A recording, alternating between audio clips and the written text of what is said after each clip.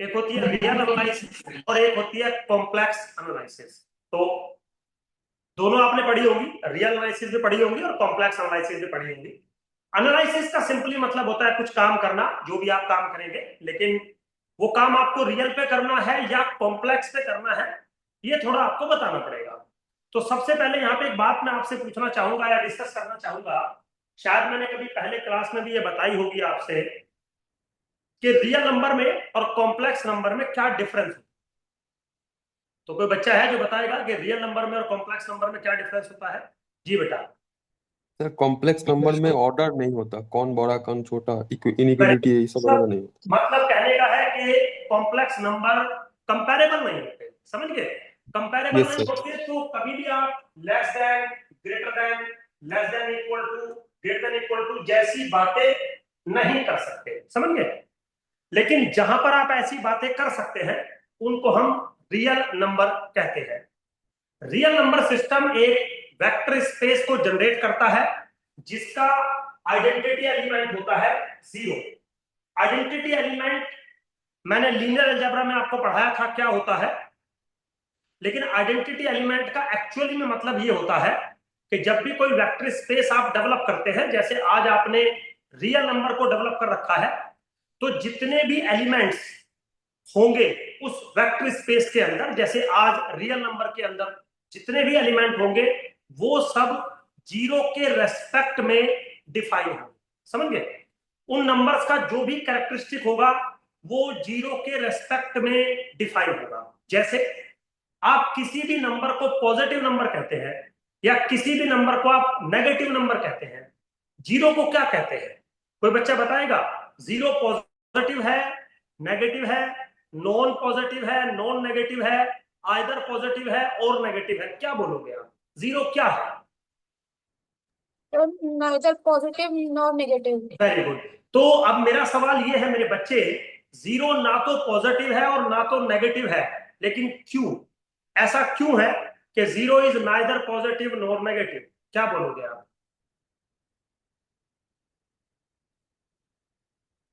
भाई सवाल पूछा जा सकता है ना कि zero is neither positive nor negative, लेकिन क्यों?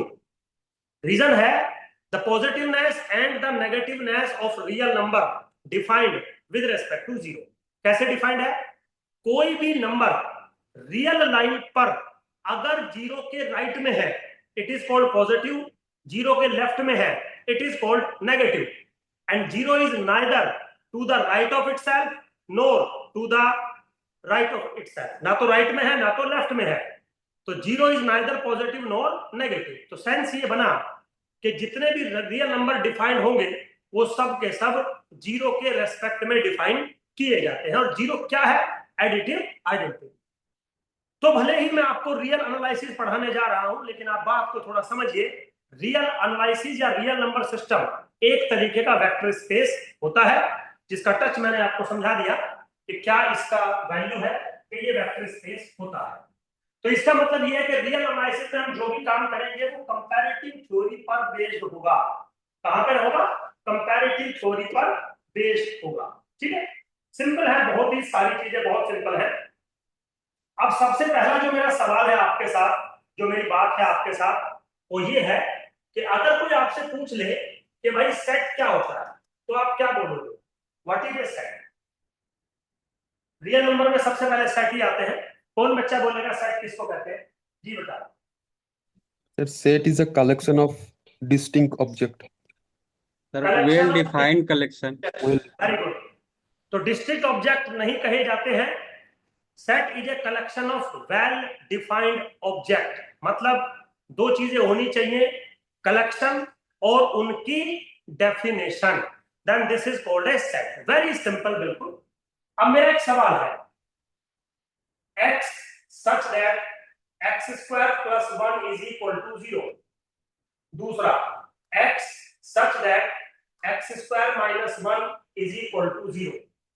इन दोनों में से कौन सेट है और कौन सेट नहीं है, बता सकते हो? Which of the following is a set and which of the following is not a set, बता सकते हो? सर यहाँ पे एक्स कहाँ से ले रहे हैं आप?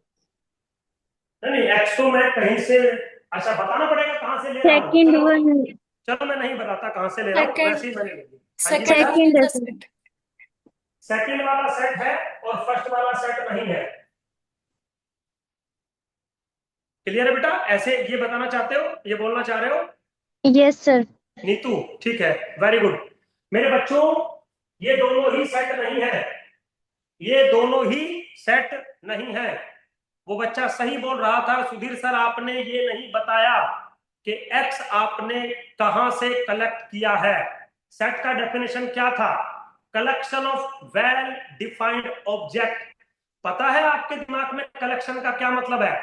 कलेक्शन का मतलब है इसमें कलेक्ट करना, जबकि कलेक्शन का मतलब इसमें कलेक्ट करना नहीं होता। कलेक्शन का मतलब होता है कहां से कलेक्ट करना। गलती समझ में आई नीतू? बेटा गलती समझ में आई? Collection of well defined Yes, sir. Object, well yes sir, defined यही बता रहा था। डेफिनेशन ये है। डेफिनेशन तो ये है, लेकिन कलेक्शन तो बताओ कहां से किया है। हमें क्या सिखाया जाता है? कलेक्शन आपने इसमें क्या किया है, इससे मतलब नहीं होता। मतलब होता है आपने कहां से कलेक्ट किया है, जो आपने मुझे डेफिनेशन दी है। तो मैंने आपको ये नहीं बताया कि मैंने एक्स को कहां से कलेक्ट किया है। दैट्स वाई दोनों ही सेट नहीं है। बात समझ में आ रही है मेरी? जो बच्चे बोल रहे थे, मेरे साथ बातें कर रहे थे, बेटा समझ में आ गया बात? Yes sir, yes sir. Very good. अब मैंने कलेक्शन भी दे दिया आपको। x belongs to real number, x belongs to real number. अब बताइए, ये दोनों सेट हैं, दोनों नहीं है, एक है दूसरा नहीं है, क्या बोलोगे? फटाफट, समय कम रहता है जी बेटा। पहला वाला नहीं होगा, कॉम्प्लेक्स हैं? रूट आएगा तो वो पहला वाला नहीं होगा, वो कॉम्प्लेक्स में पहले चला वाला जाएगा। नहीं होगा, दूसरे वाला होगा। हाँ सर। Very good. कोई और बच्चा, कोई और बच्चा गौर फरमाएगा? फटाफट देखो, जल्दी है थोड़ी सी। नीतू बेटा आप कुछ बताओगे? आज आप बहुत दिन में बोले हो जी। प्रज्ञा नहीं है क्लास के अंदर, Second राजीव। वाला. हाँ जी, Second वाला हो सकता है सर अभी. सेकंड वाला हो सकता है मेरे बच्चे, ये सर दोनों ही सेट पहले है। वाला भी होगा क्योंकि उसमें 5 पहले एलिमेंट वाला भी होंगे। हो सकता वेरी गुड। हो सकता है नहीं बेटा, होगा। कलेक्शन ऑफ वेल है. डिफाइंड ऑब्जेक्ट सेट होता है। कलेक्शन भी बता दिया, डेफिनेशन भी बता दी। बट पहले वाले की जो वैल्यू है वो है 5, और जो दूसरे वाले की वैल्यू है वो है +1 और -1। तो क्या 5 सेट नहीं होता? बिल्कुल होता है। तो पहले वाला भी सेट है। अगर मैं यहां पर R की बजाय C लिख दूं, गौर से समझिए, तो पहले वाला सेट चेंज हो जाएगा, +- हो जाएगा। गलती समझ में आई? गलती समझ में आई मेरे बच्चे? Yes sir. है ना? सिंपल है बिल्कुल। यहां तक कोई कंफ्यूजन हो तो बोलो फटाफट। चलूं आगे बेटा, चलूं आगे? चलिए। Yes, yes sir. Sir. Set मेरे 3 टाइप के होते हैं। 3 टाइप के क्या, बहुत सारे सेट होते हैं। चलो नंबर 1 बात कर लेते हैं। नंबर 1 होते हैं काउंटेबली फाइनाइट। दूसरे होते हैं काउंटेबली इनफाइनाइट। थर्ड होते हैं अनकाउंटेबल। ठीक है जी? एक होते हैं काउंटेबली फाइनाइट, एक होते हैं काउंटेबली इनफाइनाइट, और एक होते हैं अनकाउंटेबल। ठीक है? तो अगर हम कार्डिनलिटी के रेस्पेक्ट में बात करें, इसकी कार्डिनलिटी इससे कम होती है, इसकी कार्डिनलिटी इससे कम होती है। हालांकि मैथमेटिक्स में इसकी कार्डिनलिटी भी इन्फिनिटी मानी जाती है और इसकी कार्डिनलिटी भी इन्फिनिटी मानी जाती है, और infinity is not a comparable scenario. लेकिन फिर भी अगर कभी बात चलेगी तो हम इस बारे में बात करेंगे। जो अनकाउंटेबल सेट होते हैं इनको हम आर्बिट्री सेट भी कहते हैं। आर्बिट्री सेट्स भी कहते हैं, मतलब ऐसे सेट जिसके एलिमेंट्स को मैं काउंट नहीं कर सकता। एक ऐसे सेट जिसके एलिमेंट्स को मैं काउंट नहीं कर सकता, उनको आर्बिट्री सेट्स या अनकाउंटेबल सेट्स कहा जाता है। मेरे बच्चों यहां तक क्लियर हो गया सब कुछ? जी बेटा, क्लियर है? Very good. आगे नो चलिए। प्रॉब्लम। हाँ, अब अगला इसी में मेरी बात आती है जिसका नाम है इंटरवल। इंटरवल्स, है ना, पढ़े होंगे आपने इंटरवल्स, कोई टिपिकल टास्क नहीं है। कौन बच्चा बताएगा इंटरवल की डेफिनेशन? जी बेटा।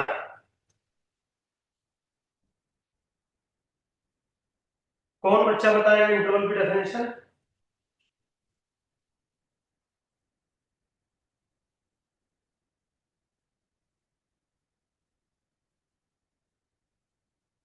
हेलो।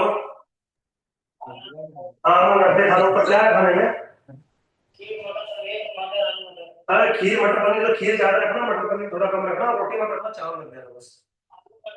हाँ आलू मटर रख दे भाई, मैं कह रहा हूँ रोटी मत रखना, चावल रख देना, खीर थोड़ी ज्यादा रख देना।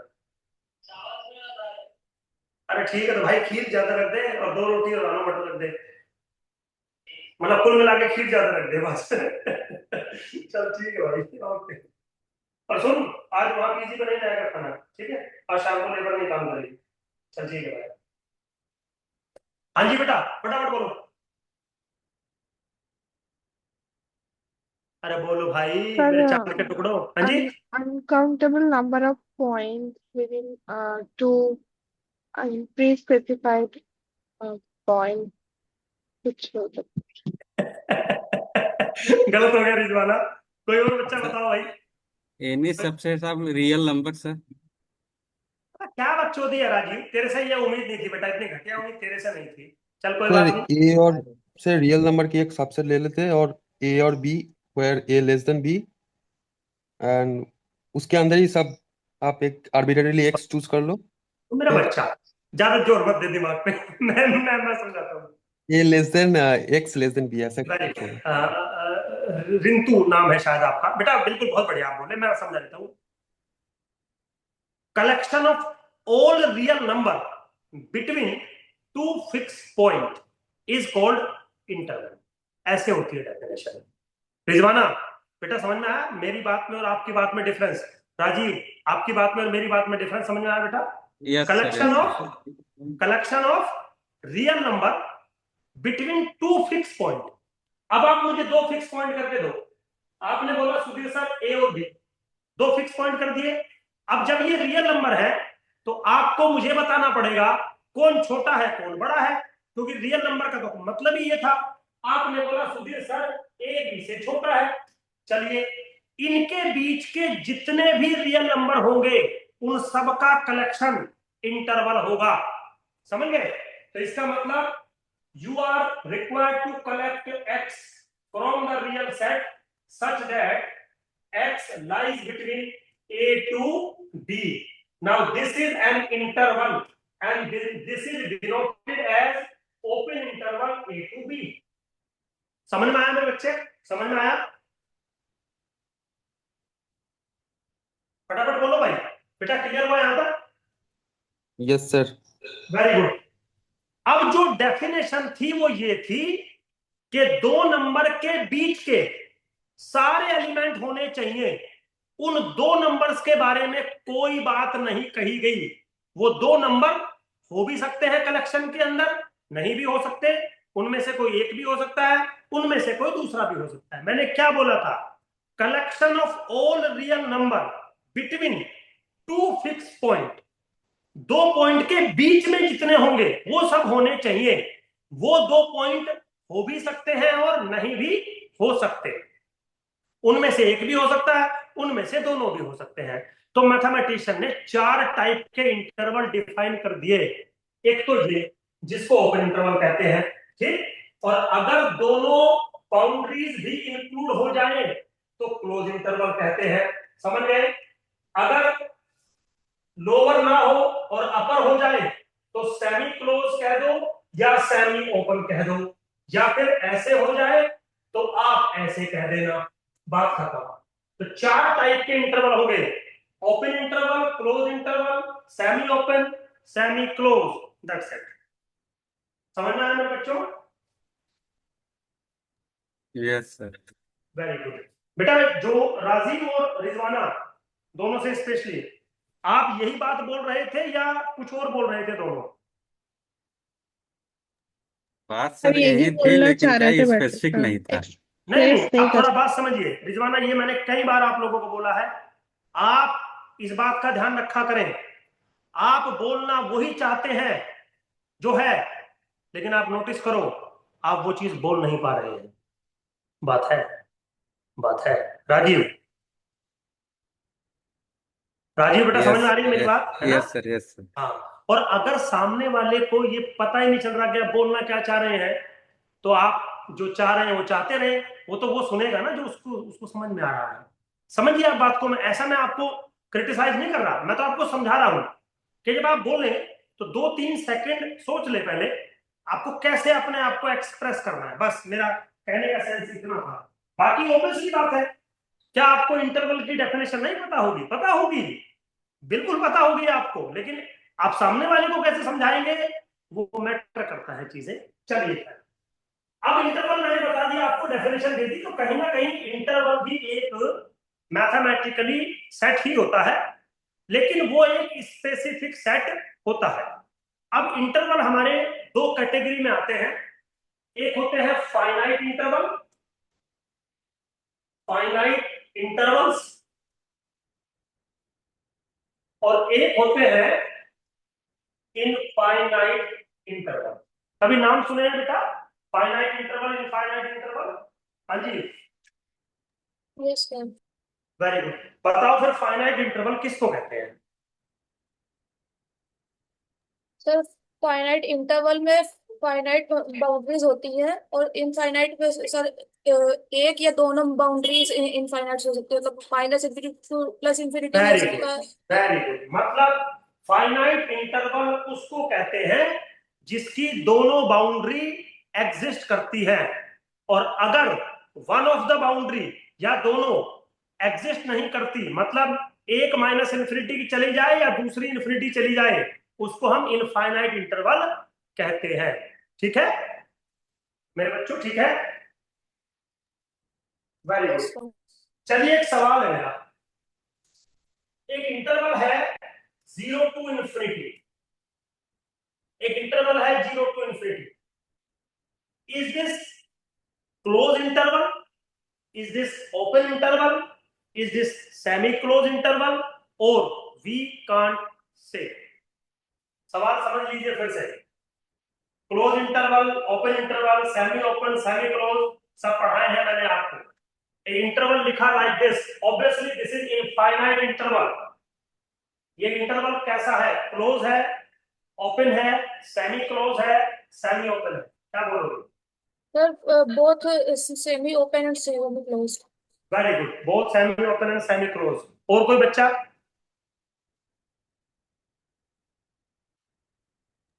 भाई फटाफट क्लोज्ड ही होगा, हैं? क्लोज्ड होगा, closed. Very good. Now this interval is closed interval.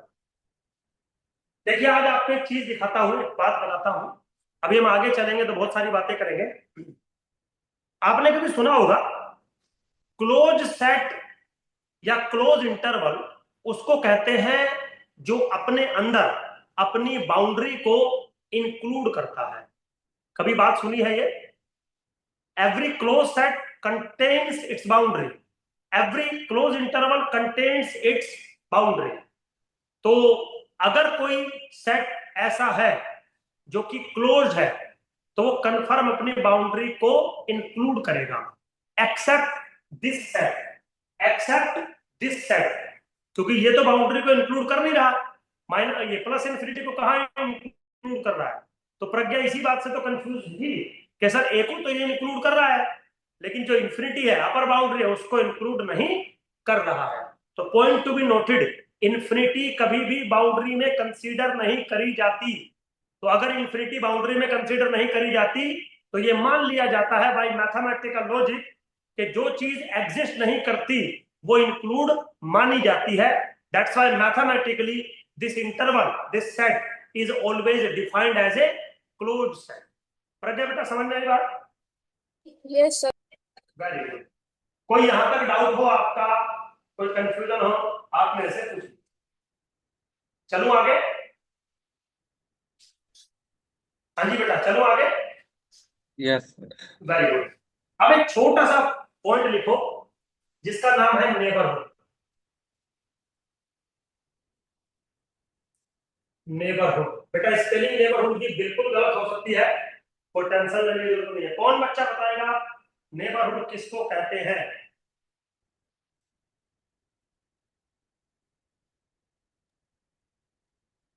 पड़ोसी एलिमेंट को सर। हाँ बेटा मेरे बच्चे, वेरी गुड नीतू, गजब कर दिया, पड़ोसी एलिमेंट, बिल्कुल ठीक है। लेकिन बाबू मैथमेटिक्स में ऐसे लिखेगी पड़ोसी एलिमेंट। चलिए गुड, इसका मतलब आप लोग भी मजाक कर सकते हो, करते नहीं हो सर। चलिए, तो बहुत अच्छा नीतू ने बोला कि सर पड़ोसी एलिमेंट, लेकिन पड़ोसी हमारे यहाँ पर पड़ोसी चारों तरफ होते हैं, आगे पीछे दाएं बाएं ऊपर नीचे। रियल एनालिसिस में पड़ोसी सिर्फ दो तरफ होते हैं, एक लेफ्ट के पड़ोसी और एक राइट के पड़ोसी, है ना। लेकिन पड़ोस का तुमने एक चीज नहीं कभी नोटिस किया, कुछ लोगों का पड़ोस बहुत छोटा होता है, मैं सिर्फ अपने लेफ्ट राइट वालों को जानता हूं। कुछ लोग कॉलोनी में चुगलखोर होते हैं, है? उनका पड़ोस बहुत बड़ा होता है, वो सबको जानते हैं, 4 किलोमीटर दूर वाले आदमी को भी जानते हैं। तो पड़ोस इज एक्चुअली नॉट यूनिक, पड़ोस is not actually uniquely determined, not uniquely defined. पड़ोस तो बात सही समझ में आ गई। तो मतलब नीतू ने कह दिया कि सुधीर सर सारे पड़ोसियों को आप ले लीजिए। अब रियल नंबर की मजबूरी है, रियल नंबर में अगर मैं कहीं पर हूं, मान लो मैं यहां पे हूं, तो मेरे पड़ोसी इधर होंगे या फिर इधर होंगे, कहीं और नहीं हो सकते। और कभी ऐसा नहीं हो सकता कि मैं तो मान लीजिए यहां पे हूं और ये मैं पड़ोसी मान रहा हूं और बीच वाले को मैं पड़ोसी नहीं मान रहा हूं, इसको मैं पड़ोसी मान रहा हूं और बीच वालों को मैं पड़ोसी नहीं मान रहा हूं। ऐसा पॉसिबल नहीं है। रियल लाइफ में ऐसा हो सकता होगा, बराबर वाले से हम बात नहीं करते, उससे बराबर वाली हमने पटा रखी है, बिल्कुल ऐसा हो सकता होगा रियल लाइफ में, और मैथमेटिक्स में ऐसा नहीं हो सकता। तो मैथमेटिक्स में क्या होता है मैं समझाता हूं। वो कहता है कि मान लीजिए आपके पास एक पॉइंट है P, ओके, और एक सेट है N which is a subset of real number. एक सेट है N और एक पॉइंट है P। N जो है वो सबसेट है रियल नंबर का, जो N है वो सबसेट है रियल नंबर का। अब मैं ये कह रहा हूं N is neighbourhood of P if there exists some epsilon is greater than 0 such that P belongs to P minus epsilon or P plus epsilon which is entirely belongs in N. समझ गए? A subset N of real number is called a neighborhood of P if there exists an epsilon which such that P minus epsilon and P plus epsilon entirely contained in N। मतलब जिसको आप पड़ोसी कहना चाहते हैं N को, उसके और आपके बीच में, उसके और आपके बीच में एक ओपन इंटरवल बिलोंग कर जाना चाहिए, और वो सारा का सारा ओपन इंटरवल इस पड़ोस के अंदर चला जाना चाहिए जिसको आप पड़ोस यानी कि नेबरहुड कहना चाहते हैं। बेटा समझ में आई मेरे बच्चों यहां तक बात? Yes sir. वेरी गुड, चलो आगे। नेबरहुड बहुत मोस्ट इंपॉर्टेंट टॉपिक है रियल एनालिसिस का। आगे की बहुत सारी बातें नेबरहुड के रेस्पेक्ट में डिफाइन करूंगा, तो कोई भी पड़ोसी पड़ोसन के बारे में कुछ पूछना हो तो पूछ लीजिए बेटा, मजाक कर रहा हूं, आदत है मेरी मजाक करने की। चलिए बेटा क्लियर हो गया नीतू में, मेरे बच्चे क्लियर हो गया? बेटा क्लियर हो गया? ले भैया नीतू चलिए। चलिए ओके ओके ओके, अब कुछ कुछ बातें हैं। मेरा एक सवाल है, आपने कभी एक टर्म सुनी है जिसका नाम है ओपन सेट? नाम सुना है कभी ओपन सेट? Yes sir. ठीक है, और चलो ओपन सेट थोड़ा बाद में सुन लेंगे, पहले हम ओपन ओपन इंटरवल पे आ जाते हैं। ओपन इंटरवल पे आ जाते हैं, है ना, सेट पे बाद में आ जाएंगे। चलो ओपन इंटरवल। ओपन इंटरवल की एक खास बात होती है open interval is the neighbourhood of all it's point. मतलब दुनिया का कोई भी ओपन इंटरवल है वो अपने हर पॉइंट का पड़ोसी होता है। ठीक है, मतलब अगर आपके पास एक ओपन इंटरवल है, मान लो n, एक ओपन इंटरवल है like this a to b, समझ गए? तो आप कोई भी पॉइंट ले लें, for all p belongs to a to b, there must exist an epsilon is greater than 0 such that p belongs to p minus epsilon, p plus epsilon, and this entirely contained in a to b। मतलब every open interval is the neighborhood of each of its point। जी बेटा, clear है यहाँ तक? हम clear है यहाँ तक? राजीव, रिजवाना बेटा क्लियर? चलिए second point, every closed interval is the neighborhood of each of its point except the boundary points। मतलब a और b को छोड़कर दुनिया का कोई भी क्लोज इंटरवल हो वो अपने हर पॉइंट का नेबरहुड होगा, वो अपने हर पॉइंट का नेबरहुड होगा। डन बात है यहां तक? क्लियर हो गया? थर्ड पॉइंट, मेरा एक सवाल है। क्या सवाल है? सपोज आपके पास एक सेट है 1 2 3 4, क्या ये सेट ए 2 का नेबरहुड है? क्या ये सेट ए 2 का नेबरहुड है जबकि 2 इसके अंदर रखा हुआ है? नहीं जी। सर। No sir. पक्का? पक्का। तो वो जो बच्ची बोल रही थी पड़ोसी, बाबू 2 के तो पड़ोसी हैं, 1 भी है 2 का पड़ोसी, 3 भी है 2 का पड़ोसी।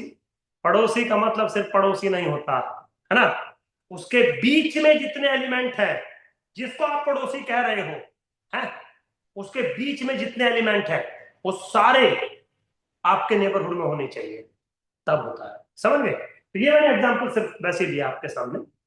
एक रूल है, दुनिया का कोई भी काउंटेबल सेट, गौर से सुनिए, दुनिया का कोई भी काउंटेबल सेट, चाहे वो काउंटेबली फाइनाइट हो चाहे वो काउंटेबली इनफाइनाइट हो, कभी भी किसी भी रियल नंबर का नेबरहुड नहीं होता है। Every countable set can not be the neighbourhood of any real number. बात समझ में आ रही है? बात समझ में आ रही है? समझानी पड़ेगी। जी बेटा, चलो आगे। चलिए, हाँ सर ठीक है। अभी मैंने एक बात बोली थी कि नेबरहुड कभी भी यूनिक नहीं होते, तो नेबरहुड बहुत सारे हो सकते हैं। अभी मैंने मजाक किया था, कुछ लोग कंजर्वेटिव होते हैं, सुधीर सर टाइप, तो वो एक एक बिल्डिंग छोड़ के कौन रहता है कोई मतलब नहीं है उनको, और कुछ ऐसे होते हैं जिनको पूरे कॉलोनी के बारे में पता होता है कौन रहता है यहाँ, बिल्कुल आप समझ रहे होंगे। तो अगर कोई नेबरहुड एग्जिस्ट करता है किसी एलिमेंट का, तो उस सेट का सुपर सेट कंफर्म उसका नेबरहुड रहेगा। अगर कोई कॉलोनी मेरा नेबरहुड है तो वो जिला मेरा नेबरहुड होगा, वो स्टेट मेरा नेबरहुड होगा, वो देश मेरा नेबरहुड होगा, कंफर्म। जैसे जैसे सुपरनेस आती चली जाती है नेबरहुड ब्रेक नहीं होती है। Every super set of A neighbourhood is also the neighbourhood.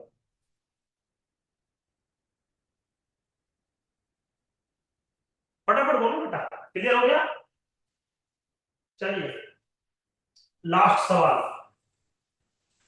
सवाल ये है, अगर पॉइंट है P और इसके 2 नेबरहुड हैं, एक है N और एक है M। एक पॉइंट है P जिसके 2 नेबरहुड हैं N और M। आपको बताना है N इंटरसेक्शन विद M और N यूनियन विद M, इन दोनों में से कौन नेबरहुड बनेगा P का? दोनों बनेंगे या कोई एक बनेगा?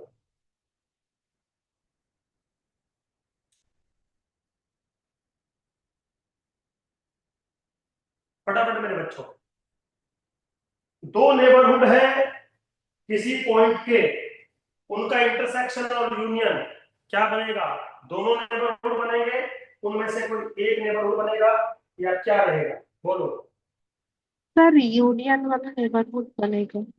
यूनियन और इंटरसेक्शन दोनों बनेंगे बेटा? रिजवाना, दोनों बनेंगे? यूनियन वाला लग रहा है मुझे। यूनियन वाला यूनियन, बनेगा। क्योंकि वो सुपर सेट हो जाएगा तो Very good. पूरा बहुत इंक्लूड हो excellent, बहुत जाएगा। एक्सीलेंट। इंटरसेक्शन नहीं बनेगा। सर इंटरसेक्शन भी होगा। वेरी गुड मेरे बच्चे, इंटरसेक्शन। बहुत बढ़िया, कोई दिक्कत नहीं। देखिए मैं आपसे सवाल इसलिए पूछता हूं ताकि आपस में डिस्कशन हो जाए, तो ये चीजें ज्यादा समय के लिए याद रहती है। तो रिजवाना मेरे बच्चे, दोनों ही नेबरहुड बनेंगे। अगर बात नहीं समझ में आई हो तो बोल दो, मैं समझा देता हूं। अदरवाइज दोनों नेबरहुड बनेंगे। देखिए मान लो ये पॉइंट है आपका, ठीक है, और इसका एक नेबरहुड आपने ये बनाया एन, और दूसरा नेबरहुड आपने ये बनाया, मान लीजिए एम। थोड़ा बड़ा कर दो इसको, ठीक है। तो मेरे बच्चे, इन दोनों का जो इंटरसेक्शन बनेगा, इन दोनों का इंटरसेक्शन ये बनेगा ना, यहां से लेके यहां तक, ये भी तो नेबरहुड हुआ ना, तो याद रह जाएगा रिजवाना? Yes sir. अच्छा बेटा, याद रह जाएगा। चलिए अब आगे चलते हैं। अब लिखो ओपन सेट। ओपन सेट कभी पढ़े हैं ओपन सेट? ओपन इंटरवल की बात नहीं कर रहा हूं, ओपन सेट की बात कर रहा हूं। कोई बच्चा बताएगा ओपन सेट किसको कहते हैं? भाई ओपन इंटरवल तो हमने बता दिया, वो इंटरवल ओपन होता है जो बाउंड्री को अपने अंदर कंटेन नहीं करता है। लेकिन सेट में तो बाउंड्री नहीं होती, तो सेट में की बाउंड्री को तो डिफाइन कर नहीं सकते आप। तो आप ओपन सेट कैसे डिफाइन करेंगे? बोलिए। जो सर सभी अपने अपने नेबरहुड को, उसके सभी एलिमेंट अपने नेबरहुड को कंटेन करें, मतलब एक सेट है which is a subset of real number R. A is open if and only if A is the neighborhood of each of its point। Rajeev बेटा यही बात कह रहे हो आप? Yes sir. और इस बार मुझे बिल्कुल अच्छे से समझ में आई कि आप यही बात कह रहे थे। पिछली बार आप ये नहीं कह रहे थे जो कह रहे थे, इस बार आपने बिल्कुल जो कहा है एकदम सही कहा है आपने, ठीक है। ये दिखाई नहीं दे रहा क्या पॉइंट? ये पता नहीं इस बार क्या है इसमें सेटिंग, हमारी तो टैब की भी सेटिंग खराब होगी, बाकी तो हमसे होगा ही क्या। है भाई। चलिए कोई बात नहीं। चलिए मेरे बच्चों, अच्छा कोई बच्चा क्लोज की डेफिनेशन बता सकता है? क्लोज की डेफिनेशन बता सकता है जी? फटाफट राजीव बेटा, बता सकते हो क्लोज की डेफिनेशन? सर जब इसके हाँ जब उसके एलिमेंट अपने नेबरहुड हाँ, कंटेन ना करें तो उसको क्लोज इंटरवल बोलते हैं। जब ओपन नहीं हो तो उसे क्लोज इंटरवल बोलते हैं सर, ऐसे। नहीं नहीं, ये गड़बड़ हो गया, ये गलत हो गया, ये गलत हो गया। चलो सर कोई अगर जिसका सर कॉम्प्लीमेंट ओपन एटलीस्ट हो। वन एलिमेंट जो कि उसको मतलब अपने नेबरहुड को कंटेन ना करे उसमें। गलत हो गया राजीव बेटा, गलत हो गया मेरे बच्चे। और कोई बच्चा? चलिए मैं बता देता हूं, दुनिया में कभी भी क्लोज सेट का कोई डेफिनेशन आज तक नहीं दिया गया। दुनिया में कभी भी क्लोज सेट का डेफिनेशन आज तक नहीं दिया गया। क्या बोला गया है वो सुन लीजिए। A is closed if and only if its complement is open। और ये बात बिल्कुल डिफरेंट है जो राजीव बोल रहा है। राजीव जो बोल रहा है वो किसी एक एलिमेंट के बारे में बोल रहा है कि भाई अगर सर एक नेबरहुड किसी एक पॉइंट का नहीं हुआ तो वो क्लोज हो जाएगा। नहीं मेरे बच्चे, वो ओपन नहीं रहेगा। लेकिन कोई सेट अगर ओपन नहीं है वो क्लोज हो जाएगा, ये जरूरी नहीं है। राजीव, डिफरेंस समझ में आया? डिफरेंस समझ में आया बात में? Yes sir, yes sir. समझिए, आपने जो दिया मुझे वो ये दिया कि सर मैं कह रहा हूं कि अगर एक एलिमेंट वायलेट हो जाएगा तो आपका सेट ओपन नहीं रहेगा। बिल्कुल ठीक है, लेकिन क्या वो ओपन नहीं रहेगा तो वो क्लोज हो जाएगा? नहीं। तो क्लोजनेस का कोई डेफिनेशन ही नहीं है। क्लोजनेस डिफाइंड हुआ कैसे? अगर कोई सेट आपको क्लोज प्रूफ करना है या उसकी क्लोजनेस को चेक करना है तो आप उसका कॉम्प्लीमेंट निकालो और उसके कॉम्प्लीमेंट की ओपननेस चेक करो। अगर उसका कॉम्प्लीमेंट ओपन है तो कंफर्म आपका सेट क्लोज होगा। और दुनिया में ऐसे बहुत सारे सेट हैं जो ना तो ओपन है और ना तो क्लोज है। ठीक है, मेरा एक सवाल है, क्या कोई सेट ऐसा है जो दोनों है, ओपन भी और क्लोज भी? अगर मैं आपके एक सामने सेट लिखूं A to B, क्या ये दोनों है? क्या ये दोनों है? ओपन और क्लोज दोनों नो, है?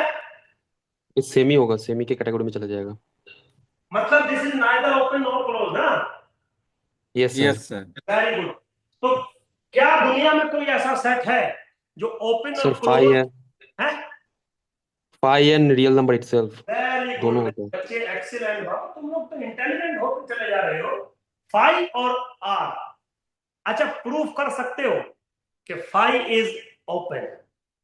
सर इसको तो हम लॉजिकली प्रूफ नहीं कर सकते, विक्युअसली ट्रूथ वो आर्गुमेंट करके कर वो सकते हैं हम कि कहते हैं कि सर, फाई के अंदर कोई एलिमेंट है ही नहीं तो हर एक एलिमेंट उसका वो नेबरहुड हो जाएगा, ऐसे करके तो कर बेटा सकते हैं। इसको लॉजिकली ही प्रूफ कर रहे हैं, ये जो तू हाँ कह सर, रहा मतलब विक्युअसली ट्रूथ, हाँ मैथमेटिकल। है, समझ गया ना? हाँ वो सर। यार, if antecedent part is false then whatever be the conclusion the statement is true। वो यूज कर यस रहा सर। है तू, वो यूज कर रहा है तू, बस बोल उल्टा रहा है कि सर लॉजिकली प्रूफ नहीं कर सकते।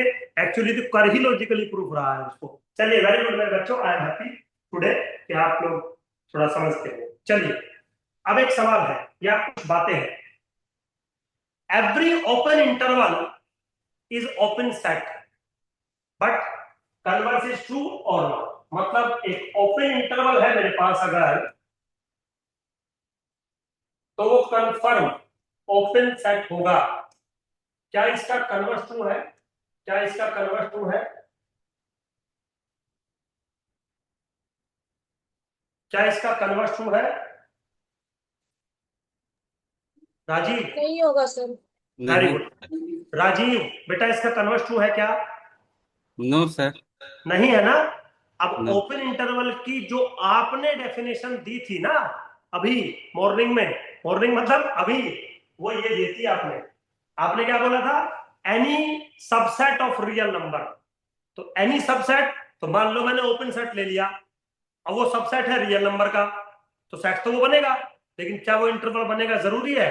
नहीं। गलती समझ में आई आपको अपनी definition? Yes sir, yes sir, yes. सब आएगा, मुझे सब याद रहता है। तुम ये ना सोच लिया करो कि आपने जवाब दे दिया और मैंने ऐसे ही आगे चल दिया तो मुझे कुछ पता नहीं है। सब पता रहता है मुझे। जब वो बात आती है तभी फिर मैं नाम लेता हूँ, ले बेटा तूने ये बोला था और तेरी ये गलती थी। समझ में आया? ऐसे हल्के में बोलेगा तुम लोग। चलिए, मजाक कर रहा था भाई। ओके मेरे बच्चों, तो बहुत सारी बातें हमने कर ली और थोड़ा आगे चलते हैं। अब देखिए, आज आपसे छोटी सी बात करता हूं मैं। आपने कभी यूनियन, इंटरसेक्शन, ये सब चीजें पढ़ी होंगी, ये बहुत कॉमन चीजें हैं, लेकिन दो तीन कुछ बातें आज हो जाए मेरे साथ तो ठीक रहेगा। मान लीजिए आपके पास बहुत सारे ओपन सेट है, A1 A2 up to dot dot AN up to dot dot, है ना? बहुत सारे हैं मान लीजिए आपके पास। तो मेरे बच्चों, इसमें बहुत सारे टाइप के यूनियन होते हैं, बहुत सारे टाइप के यूनियन होते हैं। एक होता है फाइनाइट यूनियन। क्या होता है?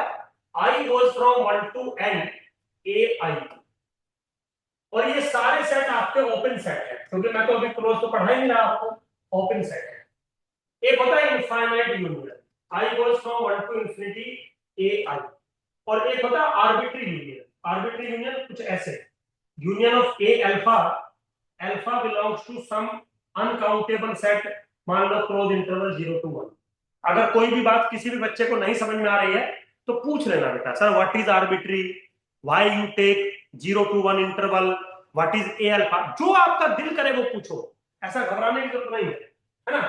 तो अगर मान लीजिए आपके पास बहुत सारे ओपन सेट है तो 3 टाइप के यूनियन हम लोग डिफाइन कर सकते हैं, finite union, infinite union, arbitrary union. Finite union सबसे छोटा होता है, इनफाइनाइट यूनियन उससे बड़ा होता है, आर्बिट्री यूनियन और ज्यादा बड़ा होता है।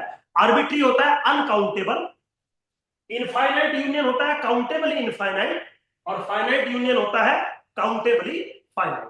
मेरा एक सवाल है कि अगर ये सारे सेट ओपन है तो क्या आप इन तीनों सेट्स के बारे में मुझे कुछ बता सकते हैं? कौन सा कंफर्म ओपन बनेगा, कौन सा कंफर्म क्लोज बनेगा, या कौन सा ओपन बन सकता है और कौन सा क्लोज बन सकता है? जी बेटा।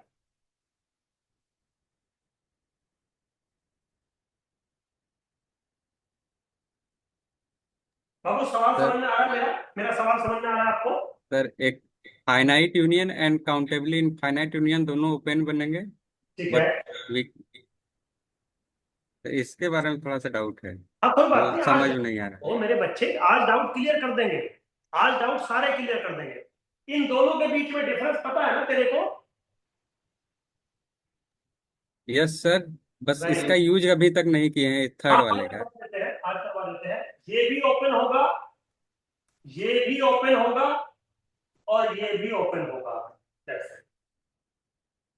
किसी भी टाइप का यूनियन करें आप ओपन इंटरवल को लेकर तो कंफर्म ओपन सेट होगा।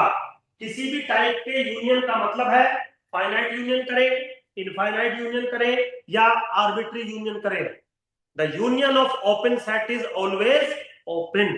That's it. कोई डाउट हो, कंफ्यूजन हो, कुछ भी आप मेरे से पूछ सकते हैं। चलो आगे। सर एक सर बार थोड़ा एक्सप्लेन कर थर्ड दीजिए। वाले यूनियन के बारे में थोड़ा सा डिस्कस करें सर।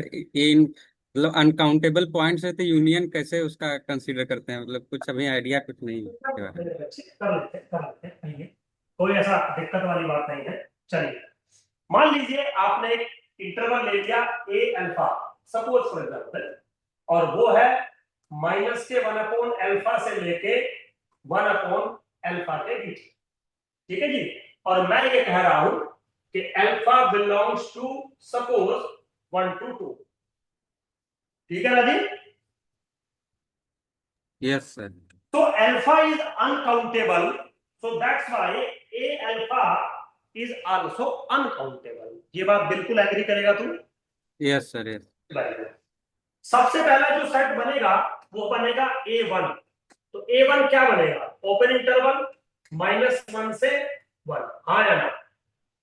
ठीक है। Yes sir.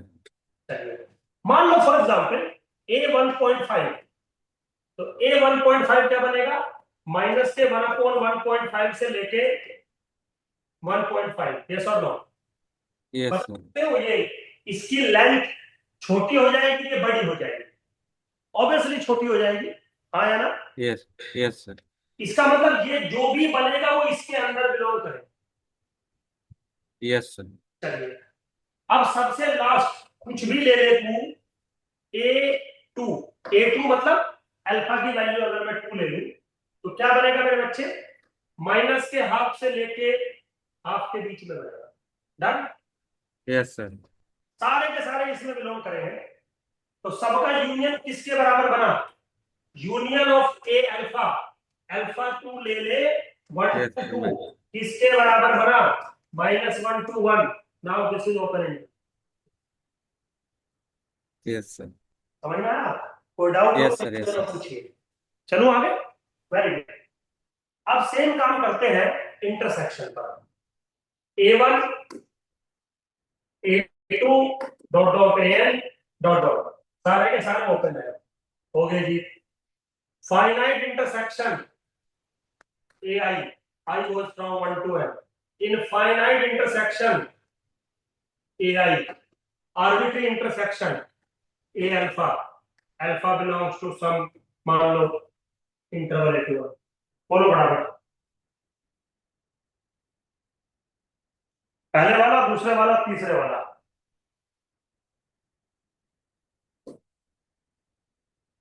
बाहों में तेरी मस्ती के लिए, मस्ती के लिए, एक टुकड़े टुकड़े करके मुस्कुराते हुए, जाते जाते तो बता। अरे बोलो भाई फटाफट, समय की पाबंदी है। सर पहले वाला तो ओपन रहेगा, दूसरे वाला ओपन नहीं रहेगा, ओपन, और दिस इज तीसरे वाला भी मे नहीं be open. Open, may be open मतलब रह भी सकता है। This is sir arbitrary intersection open नहीं हो सकता, होगा नहीं। आर्बिट्री इंटरसेक्शन कभी ओपन नहीं हो सकता। हाँ सर। क्यों बाबू, ऐसा क्यों क्यों लग रहा है ऐसा? कैंटर इंटरसेक्शन थ्योरम पढ़ ली क्या? कैंटर इंटरसेक्शन थ्योरम पढ़ ली क्या? हाँ जी, हाँ जी बेटा, क्यों नहीं हो सकता ओपन? आर्बिट्री इंटरसेक्शन क्यों नहीं हो सकता ओपन? अरे बोलो भाई, हेलो, यार ऐसे ना किया करो। सर वो वही इंडेक्स वाला कॉन्सेप्ट है ना, वो ऐसे करके सेट बना लेते हैं, ओपन -1/n। वो तब नहीं हो सकता जब कैंटर इंटरसेक्शन थ्योरम एप्लीकेबल होती है, लेकिन कैंटर इंटरसेक्शन थ्योरम तब एप्लीकेबल होती है जब आपके सेट की डायमेंशन डिक्रीज होती चली जाती है। ऐसा तो मैं कुछ लिख नहीं रहा यहाँ पर कि डिक्रीज होती चली जाएगी। अगर लिखता सेट अगर छोटे होते चले जाते तब हाँ सर, क्लोज वही आता, सोच रहा था। अदरवाइज जरूरी नहीं। समझ में आ बेटा? अच्छा। रिंकू आप थोड़ा आराम से, कोई ऐसा जल्दबाजी नहीं है, ठीक है? मैथ्स है ये, थोड़ी सी गड़बड़ होते ही बहुत कुछ गड़बड़ हो जाती है। इसीलिए मैंने सेफ साइड अपनी बात रखी कि ओपन मैथ्स की जरूरत नहीं है, थोड़ा अलग हो सकता है।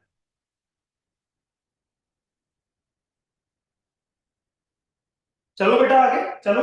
सर एक बार एक्सप्लेन कर दीजिए, समझ में नहीं आ रहा है। कौन से वाली बात समझ में नहीं आ रही बेटा? सर और कैसे ओपन में भी ओपन हो रहा है? देखो, जैसे मान लो इंटरसेक्शन अगर आप फाइनाइट का करोगे तो ओपन मिलेगा आपको कंफर्म। रिजवाना क्लियर है बेटा? पहले वाली बात क्लियर है नो। या पहले वाली भी क्लियर नहीं है? नो। पहले वाली भी क्लियर नहीं है। देखो, मान लो आपके पास एक सेट है A, suppose A I, which is equal to minus के 1/i से लेके 1/i, सपोज फॉर एग्जांपल, है ना? ओपन सेट है, आपका जो दिल करे वो ले लो। आप मान लो आपने बोला सुधीर सर मैं तो ये नहीं लेती, मैं तो ये लूंगी, A N is equal to open -1 से लेके 1/n तक और ओपन इंटरवल, ऐसे ले लो आप, ठीक है? अब आप फाइनाइट इंटरसेक्शन करना चाहते हो तो फाइनाइट आप मुझे बताओगे, 2 का इंटरसेक्शन करना है, 3 का इंटरसेक्शन करना है, 4 का इंटरसेक्शन करना है।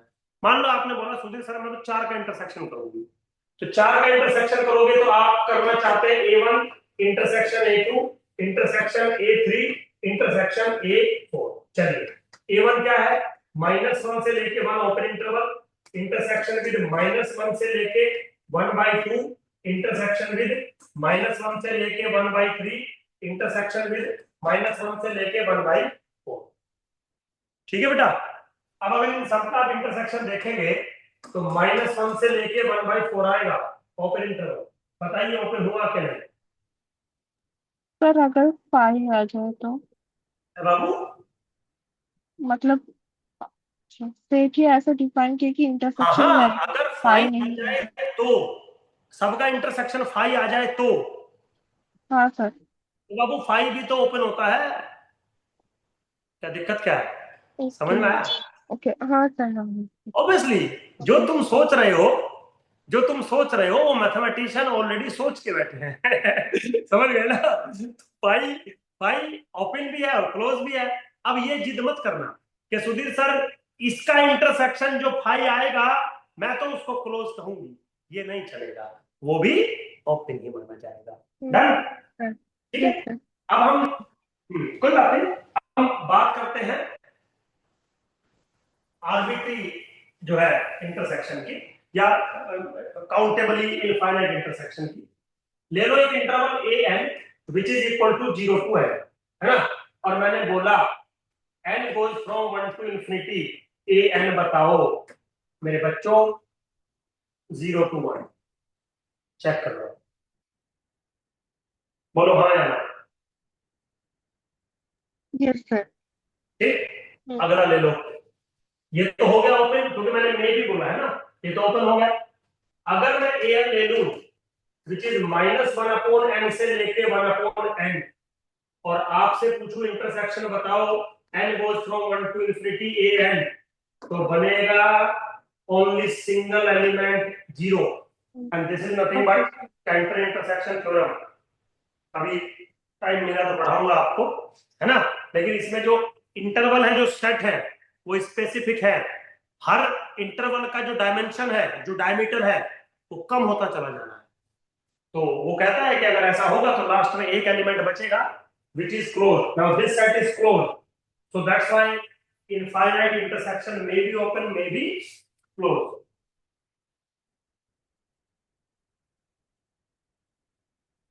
जी बेटा चलो आगे। Yes, sir. अगला पॉइंट है इंटीरियर पॉइंट।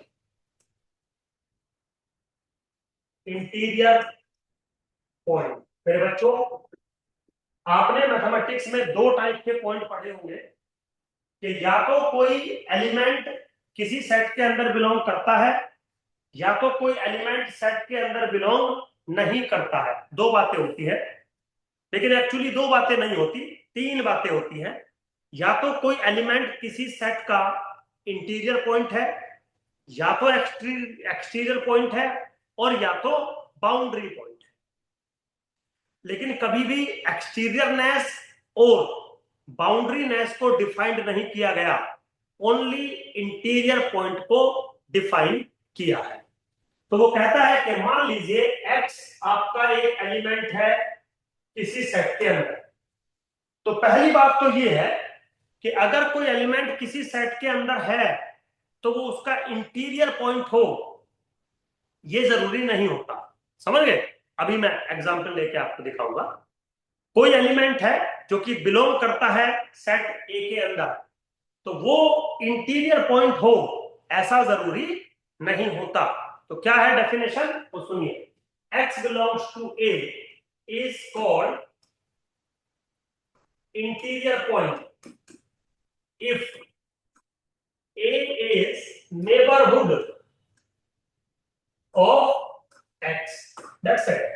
मतलब अगर कोई सेट किसी का नेबरहुड है तो वो एलिमेंट उस सेट का इंटीरियर पॉइंट माना जाता है। इसलिए मैंने बोला था कि इंटीरियरनेस जो है एक काफी अच्छा पॉइंट होती है। बेटा चलो आगे।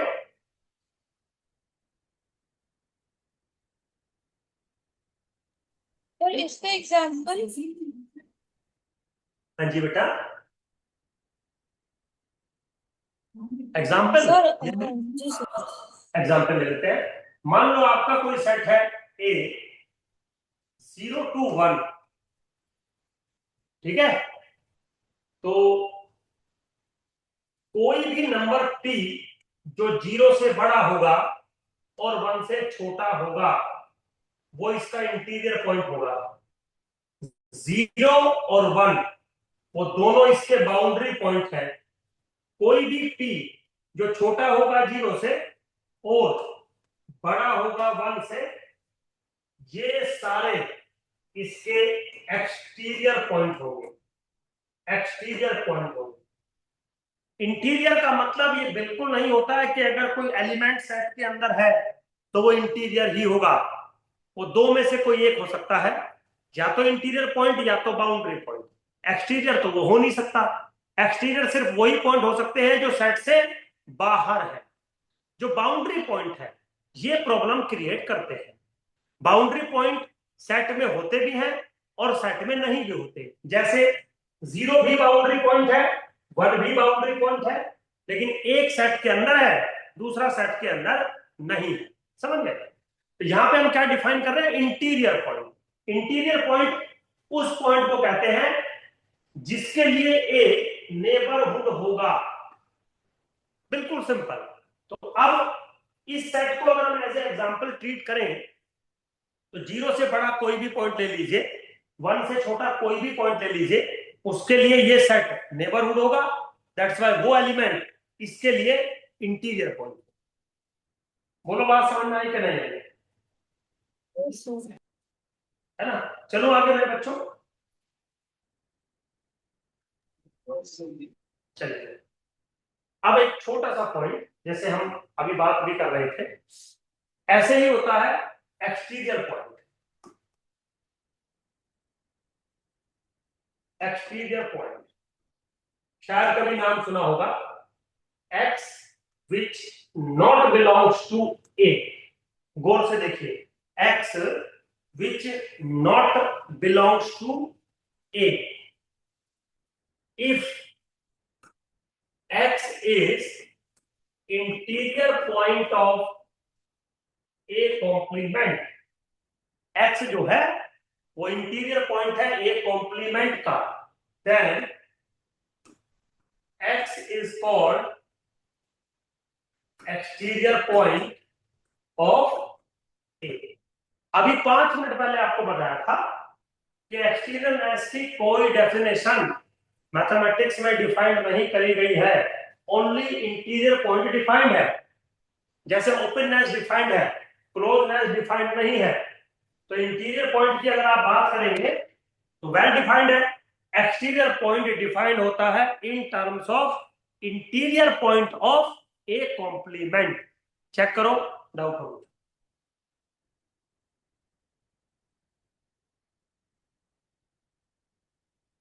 बेटा? क्लियर है यहां तक?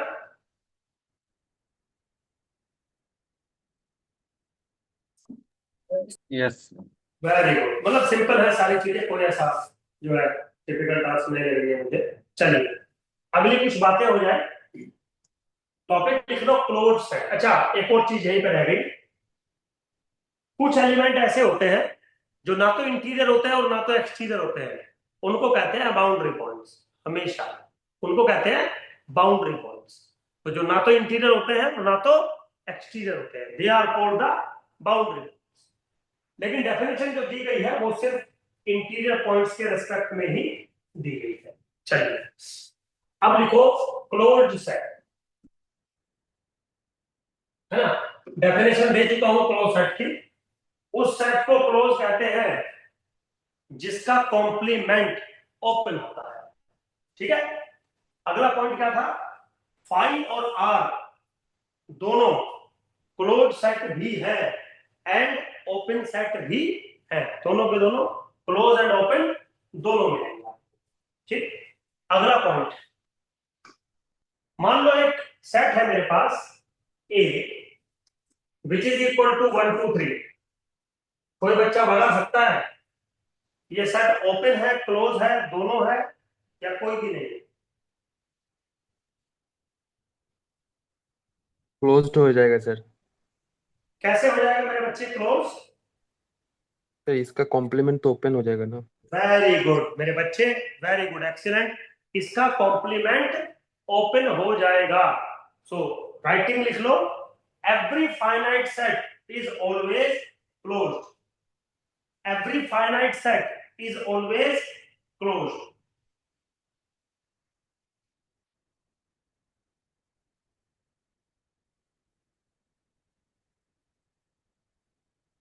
चलो बेटा आगे चलिए। अब एक छोटी सी बात करने जा रहा हूं। मान लो आपके पास बहुत सारे क्लोज सेट है, suppose A1 A2 dot dot AN up to dot dot. मान लीजिए आपके पास बहुत सारे सेट है A1 A2 AN तक मैं लेके चला गया। मेरा सवाल है कि अगर मैं इसका इंटरसेक्शन कर दूं, I goes from 1 to N AI, okay, intersection I goes from 1 to AI और arbitrary intersection A alpha, alpha belongs to 0 to 1।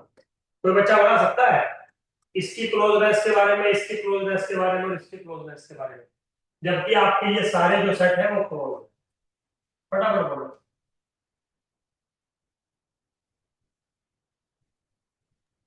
तो सभी क्लोज्ड होंगे। वेरी गुड, सारे के सारे क्लोज हो। ओके, अब अगर यहीं पे मेरे बच्चों ओपन कर दूं मतलब ओपन सॉरी यूनियन कर दूं, I goes from 1 to n ai, union I goes from 1 to infinity ai, union I belongs to close interval 0 to 1. So this is closed and these two are may be closed. May be closed. That's it. Example मैं openness वाले में आपको देके बता देता हूं। मेरे बच्चों क्लियर है यहाँ तक? चलिए एक सवाल है, आपके एग्जाम में तो खैर नहीं आएगा बट आपको पता होना चाहिए। चलिए मान लो एक सेट है, हाँ जी बेटा, एक सेट है ओपन। मे बी क्लोज्ड किस कंडीशन में यूज करते हैं हम? बेटा may be close may be open का मतलब है आप बता नहीं सकते, कंडीशन कुछ नहीं है। देखो मतलब हाँ आप समझ गए ना, आप मे बी ओपन लिख दो, मतलब इनके बारे में जानकारी नहीं है। ये हो भी सकते हैं ओपन, नहीं भी हो सकते, क्लोज भी हो सकते हैं, वी कांट से। इसके बारे में कंफर्म जानकारी है, ये क्लोज ही होगा। मे बी का ये सेंस है। ठीक है बेटा, चलिए अब मेरा एक सवाल है, मान लो ए कोई ओपन सेट है और बी कोई क्लोज्ड सेट है। ओपन और क्लोज समझा चुका हूं आपको, तो कोई बच्चा बता सकता है ए माइनस बी क्या बनेगा?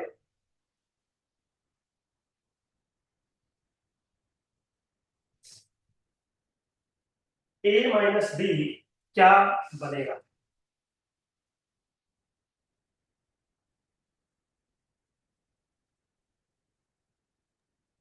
ओपन कैसे मेरे बच्चे, कैसे ओपन बनेगा?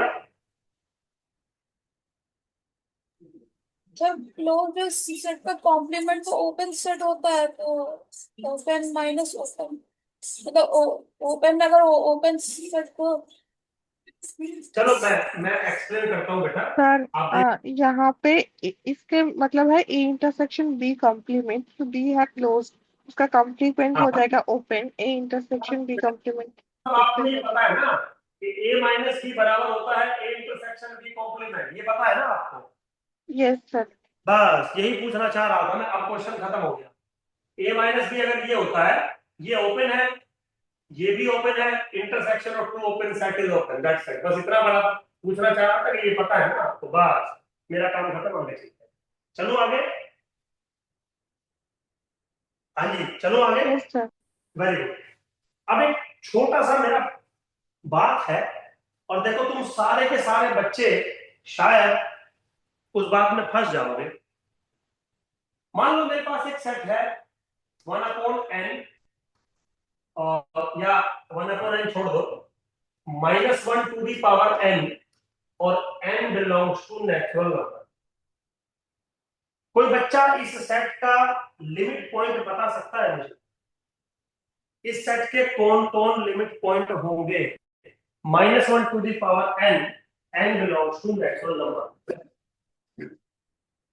हाँ जी बेटा,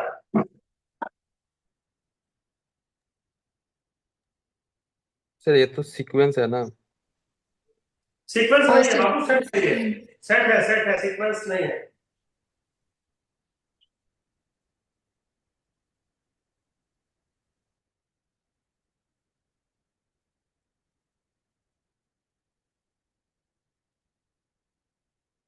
अगर सेट है तो कोई सर लिमिट पॉइंट इस नहीं होगा, क्योंकि डिस्क्रीट हो जाएगा ना।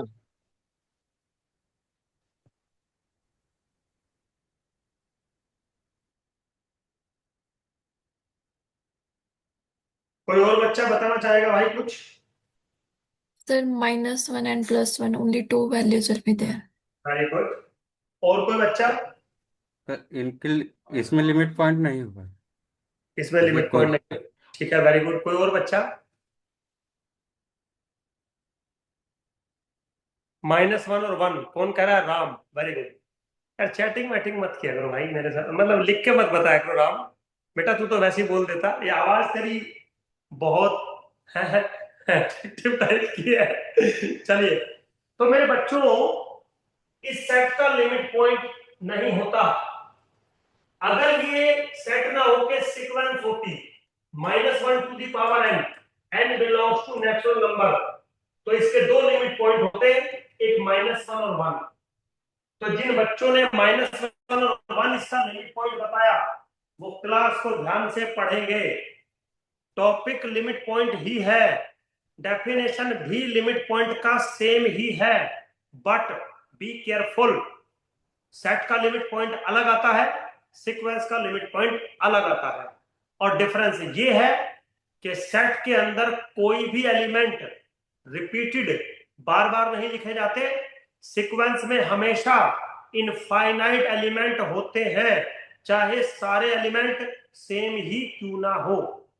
डेफिनेशन जो है लिमिट पॉइंट की वो बिल्कुल सेम है, but be careful, there is always a confusion between the limit point of a set और a limit point of a sequence. तो आज कंफ्यूजन नहीं रहना चाहिए आपको, और कंफ्यूजन दूर करने का गुरु मंत्र दे दिया कि सेट में कोई भी एलिमेंट रिपीटेड नहीं लिखा जाता, सीक्वेंस में एलिमेंट रिपीटेड लिखे जाते हैं, सीक्वेंस में हमेशा इनफाइनाइट टर्म्स होती है, सेट में फाइनाइट टर्म्स हो सकती है। ठीक है, तो इस बेसिस पर जो सीक्वेंस का लिमिट पॉइंट आएगा उसी फॉर्मेट का सेट का लिमिट पॉइंट आए ऐसा जरूरी नहीं।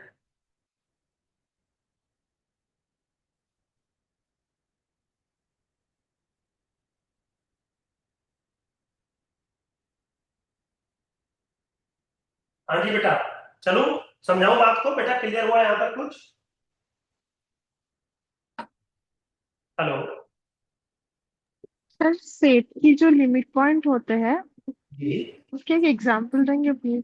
हाँ, मैं अभी तो डेफिनेशन भी दूंगा आपको, अभी तो लिमिट पॉइंट का मैं डेफिनेशन दूंगा। मैंने डेफिनेशन देने से पहले, पढ़ाने से पहले आपसे एक सवाल पूछा ताकि आप मेरी बात को समझ सके, वैल्यू दे सके कि सुधीर सर ने क्या पढ़ाना चाहते हैं।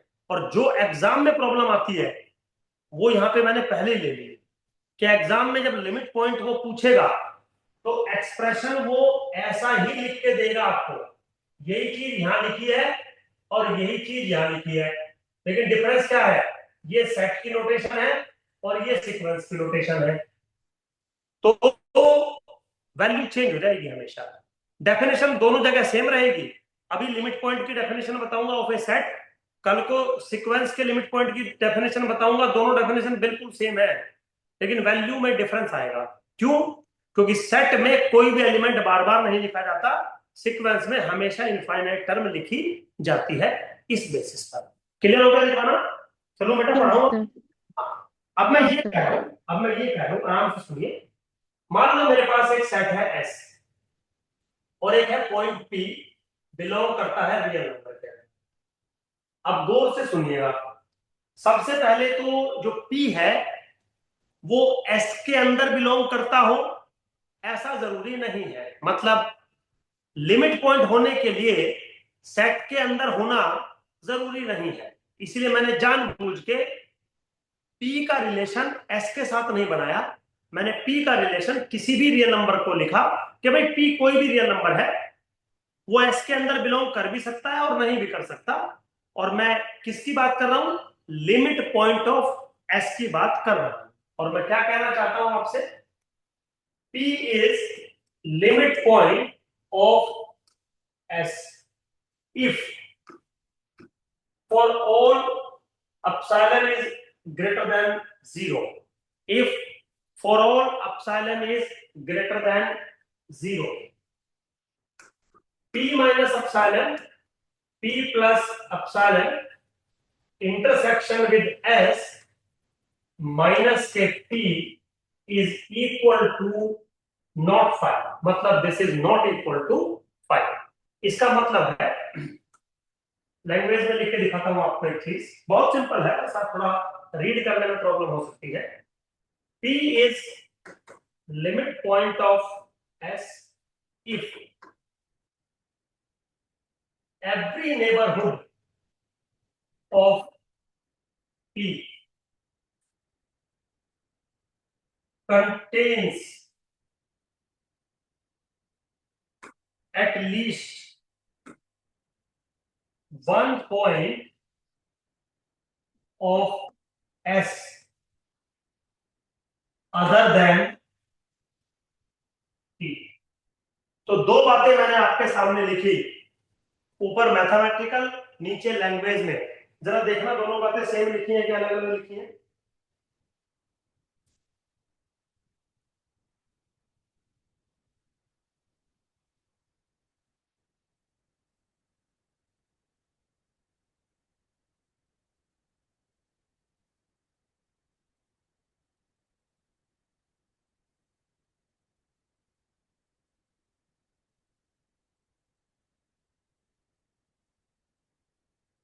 हाँ जी बेटा, दोनों बातें सेम लिखी है कि डिफरेंट लिखी है?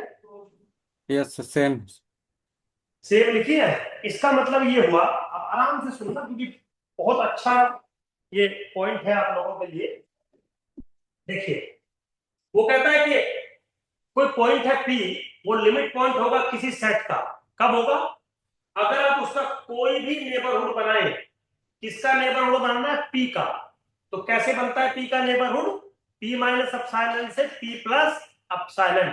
आप कोई भी नेबरहुड बनाए P का, उसके अंदर कम से कम एक एलिमेंट होना चाहिए S का अदर देन P। मतलब अगर मैं नेबरहुड का इंटरसेक्शन करूं S के साथ और उसमें से P हटा दूं, तो कम से कम एक एलिमेंट बचना चाहिए। मतलब ये चीज पाई के बराबर नहीं होनी चाहिए।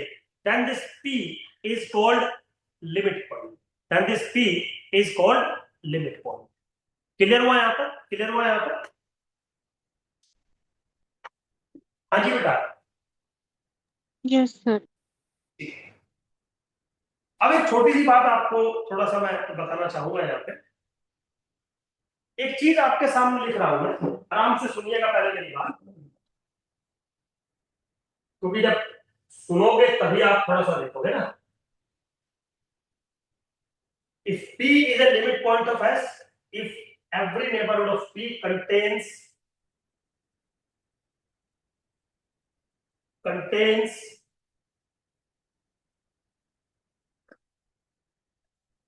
infinitely many points of S। जो पहले लिखा था और जो अब लिखा है, दोनों सेम बात है या अलग अलग बातें हैं? पहले ये बताइए, दोनों सेम बात है या अलग अलग बातें हैं?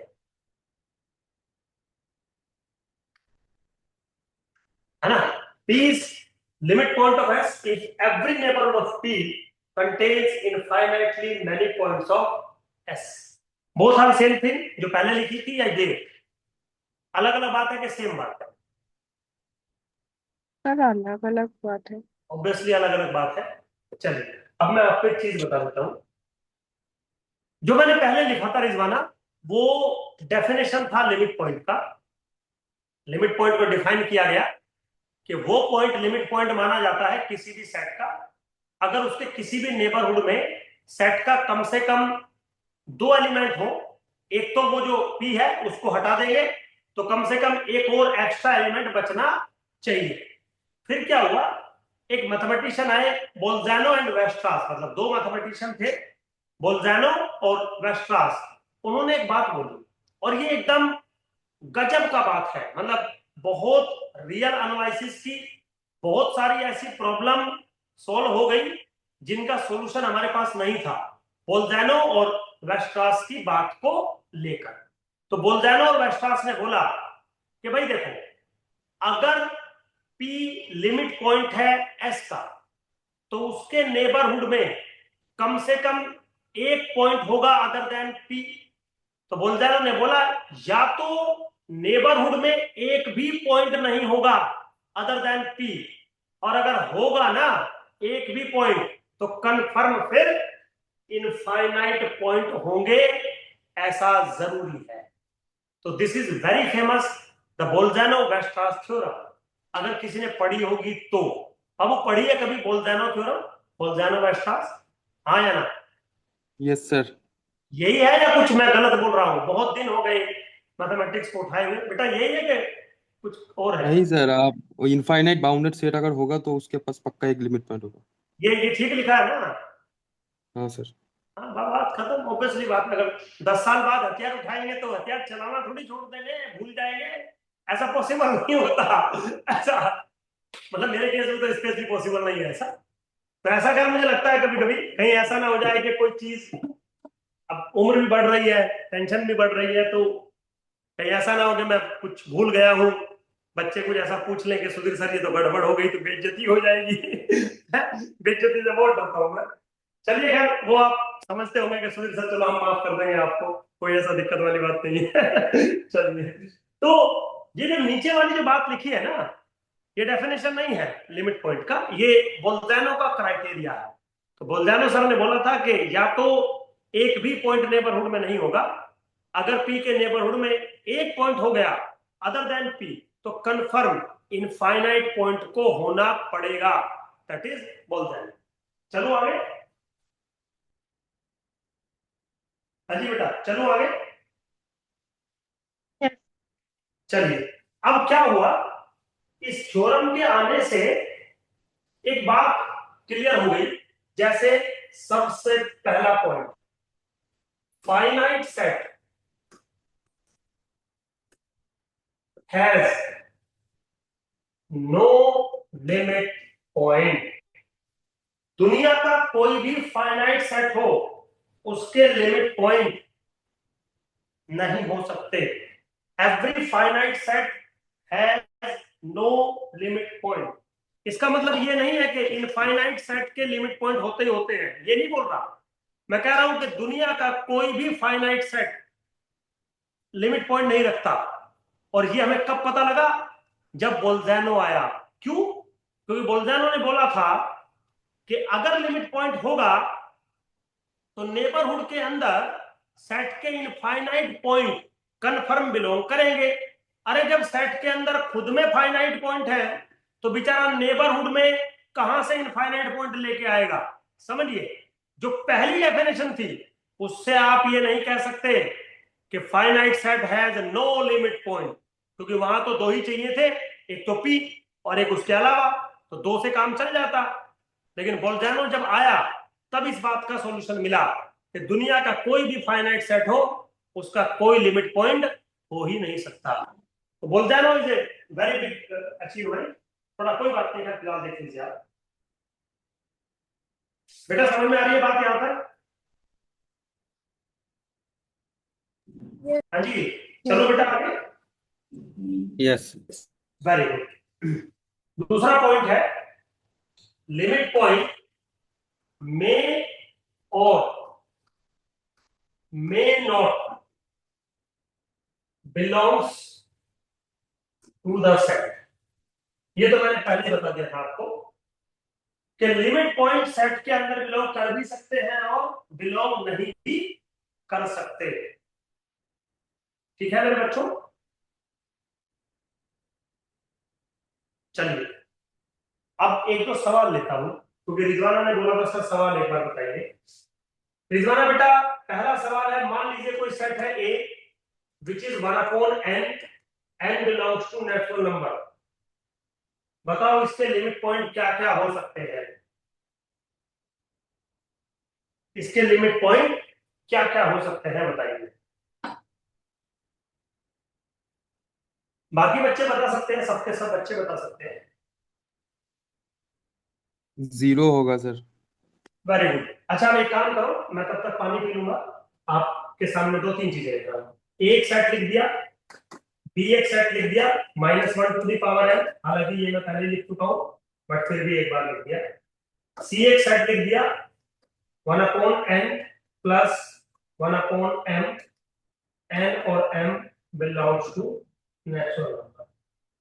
ठीक है, तीन सेट लिखे हैं मैंने आपके सामने। आपको ये बताना है इन तीनों के लिमिट पॉइंट आप मुझे बताइए। या एक और लिख देता हूं थोड़ा टिपिकल सा, 1/n to the power 3 plus 1/m to the power 5, n और m belongs to natural number. इन चारों में जरा लिमिट पॉइंट बताना, तब तक मैं पानी पी के आपको।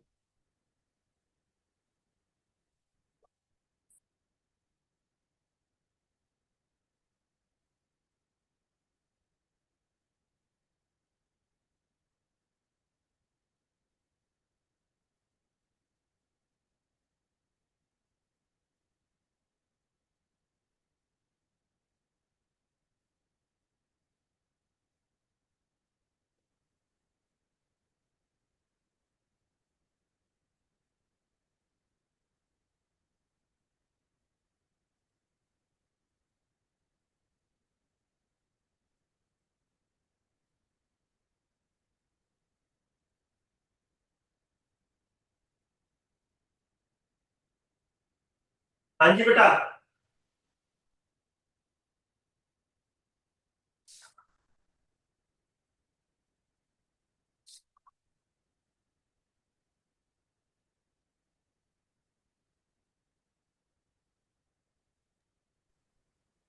सर फर्स्ट फर्स्ट में तो जीरो होगा, सेकंड में प्लस माइनस वन, थर्ड में जीरो और वन दोनों मेरे ही हो बच्चे, सकते मेरे हैं। चांद, तूने फिर गलती कर दी। फर्स्ट का जीरो बिल्कुल ठीक है, सेकंड का कोई लिमिट पॉइंट नहीं होगा क्योंकि सेट है ये, और इस ओके सेट को ओके सर। अगर माइनस वन और वन फाइनाइट सेट है, कोई लिमिट पॉइंट नहीं होगा। क्लियर? यस। चलो, अब सी और डी का बताओ। अब सी और डी में एक प्रॉब्लम हो गई।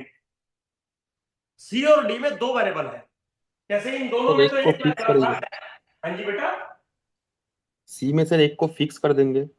वेरी गुड मेरे बच्चे, तुम तो इंटेलिजेंट हो रहे हो भाई सारे के सारे। अगर नहीं कभी भी सर। ऐसा सिनेरियो बने कि सुधीर सर दो वेरिएबल है, तो एक को फिक्स कर दो, दूसरे पे लिमिट लगा दो, जो भी लिमिट लग के आएगी वैल्यू एडिशन कर देना, जैसा इसमें एडिशन हो रखा है। फिर दूसरे को फिक्स कर दो, इस पे लिमिट लगा दो, फिर दोनों पे लिमिट लगा दो। दोनों को फिक्स करने का तो बेनिफिट नहीं है, क्योंकि मैं लिमिट पॉइंट पूछ रहा हूं आपसे, तो लिमिट तो लगानी पड़ेगी आपको। जैसे आपने यहां लिमिट लगाई, जैसे आपने यहां लिमिट लगाई, तो लिमिट पॉइंट कैसे निकलेगा? लिमिट लग के निकलेगा। अब दो वेरिएबल है, तो पहले एक को रोको, दूसरे पे लिमिट, दूसरे को रखो, पहले पे लिमिट, ऐसे करते रहो, दोनों पे लिमिट लगा दो। तो अगर मैं सी की बात करूं, अगर मैं सी की बात करूं, तो मेरे बच्चों मान लीजिए मैंने सी की बात करूं तो 1/n प्लस m पे लिमिट लगाओ, क्या मिलेगा? जीरो। तो 1/n plus zero is the limit point, union. अब जीरो प्लस 1/m यूनियन, अब दोनों पे लिमिट लगाओ, जीरो प्लस जीरो यानी कि जीरो। तो लिमिट पॉइंट क्या बने? 1/n यहां से मिला, यूनियन विद 1/n यहां से मिला, union with zero. But problem ये है कि ये और ये सेट तो सेम ही है, तो सेट ऑफ लिमिट पॉइंट क्या मिला? 1/n, n belongs to natural number, और यूनियन जीरो अलग से कर दो। तो इस सेट का लिमिट पॉइंट है इतने सारे। बेटा समझ में आया बाबू?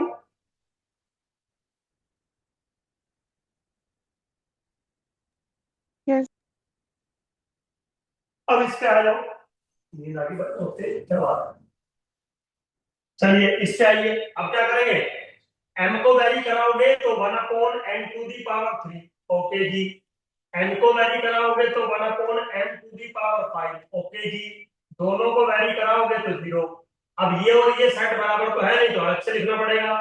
Now this is set of limit point. चलो आगे, रिजवाना बेटा क्लियर है यस यहाँ सर। तक? Yes sir. चलिए, अब एक सेट मैं अपनी मर्जी का लेना चाहता हूं, दो सेट लूंगा अपनी मर्जी के। एक है 1/2n plus n square, n belongs to natural number. एक वेरिएबल है, लिमिट पॉइंट बताइए। लिमिट पॉइंट कैसे निकलता है सुधीर सर? लिमिट लगा के। तो लिमिट लगा के देखो जरा क्या आ रहा है। सर लिमिट लगा के तो इन्फिनिटी आएगा, अब इन्फिनिटी तो पॉइंट होता नहीं है, तो इसका कोई लिमिट पॉइंट नहीं है। हाँ या ना? रिजवाना क्लियर हुआ बेटा? सर एक बार रिपीट करेंगे, डिस्कनेक्ट हो गया। देखो, मैंने बोला इसका लिमिट पॉइंट बताओ। अब इसमें कितने वेरिएबल हैं? इसमें वेरिएबल है एक, तो आप एक पे ही तो लिमिट लगाओगे। तो जब n पे लिमिट लगाओगे तो क्या मिलेगी वैल्यू लिमिट की? इन्फिनिटी। अब इन्फिनिटी तो कोई नंबर होता नहीं है, दैट्स व्हाई इसका कोई लिमिट पॉइंट नहीं होगा। क्लियर हुआ यहां तक? Yes sir. अब अगर इसी में मैं ये कर दूं m स्क्वायर, और m belong to natural number, अब बताओ इस सेट का लिमिट पॉइंट। राजीव देखो बेटा क्या आ रहा है।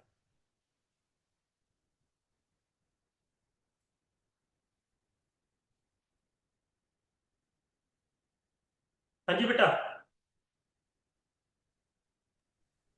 सर यम यम स्क्वायर आ रहा है इसका। m स्क्वायर आ रहा है। यस। Very good. कैसे? देखो, जब आप इसको फिक्स करोगे तो 1/n प्लस इंफिनिटी, तो यहां से तो कुछ मिलेगा नहीं। जब आप n स्क्वायर को फिक्स करोगे तो 1/2n0 m स्क्वायर प्लस 0 आएगा। तो एक तो ये मिला आपको। फिर जब तीसरा दोनों को वैरी करोगे तो ये 0 को चला जाएगा, ये इंफिनिटी, फिर भी कुछ नहीं मिलेगा। इसका मतलब m square is the limit point. मतलब m स्क्वायर मतलब ये बहुत सारे लिमिट पॉइंट है। तो किसी सेट के लिमिट पॉइंट एक हो सकता है सेट के लिमिट पॉइंट मिलते ही ना हो, बहुत सारे हो सकते हैं, 2 4 10 20 50 हो सकते हैं।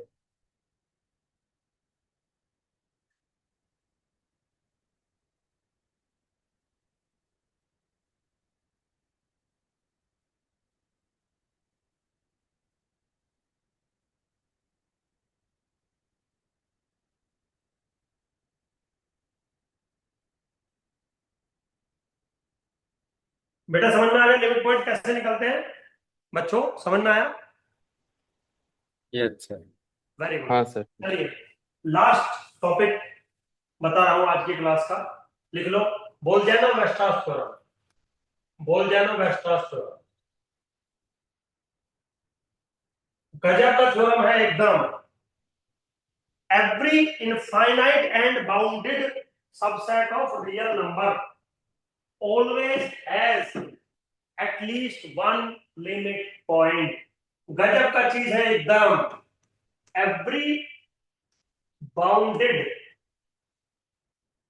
and infinite subset of real number has at least one limit point. गजब का चीज है एकदम। मतलब ये थ्योरम जब से आई है मैथमेटिक्स के अंदर, बहुत सारी ऐसी प्रॉब्लम है जिनका सॉल्यूशन हमने दिया है। मतलब होता है ना कि इसका सॉल्यूशन मिल गया, है ना। बहुत सारी चीजें हैं जिनका सॉल्यूशन दिया। हो सकता है तुम्हारे लिए ये सिर्फ एक लाइन लिखी हो, मैं मना नहीं कर रहा हूं, तुम बच्चे हो, धीरे धीरे बड़े हो जाओगे तो समझने लगोगे इन लाइनों का क्या मतलब होते हैं। दुनिया का कोई भी इनफाइनाइट और बाउंडेड अगर सेट है, कंफर्म उसका कम से कम एक लिमिट पॉइंट जरूर होगा, ये गारंटी।